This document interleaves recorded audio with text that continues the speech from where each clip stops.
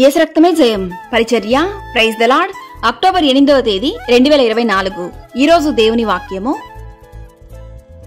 యేసు వారు చెప్పిన మాట లక్ష్య పెట్టక భయపడకుము, నమ్మిక మాత్రం ఉంచమని సమాజ మందిరపు అధికారితో చెప్పెను. మార్కు సువార్త 5వ అధ్యాయం 36వ వాక్యము. అవును క్రీస్తునందు ప్రియులారా, ఒక సమాజ మందిరపు అధికారితో యేసు చెప్పిన మాటయే ఈ మాటలు.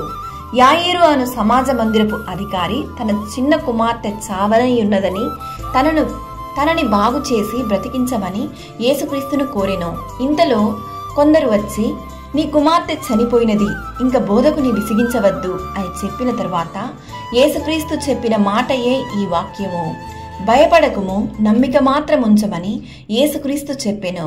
నిజమే ప్రియులారా, ఈ మాట సమాజ మందిరపు అధికారిని, మరణ వార్త చెప్పిన వారిని, చుట్టూ ఉన్న వారిని ఈ మాట ఎంతో ఆశ్చర్యపరిచెను. చనిపోయిన కుమార్తెను యేసుక్రీస్తు ఎలా బ్రతికించగలడు అని. నమ్మకం, విశ్వాసం ప్రతి క్రైస్తవునికి వెన్నెముక వంటిది. దేవునిపై అపారమైన నమ్మకం పెట్టగలిగితే గొప్ప కార్యములను ఆయన మన జీవితంలో చేయగలడు.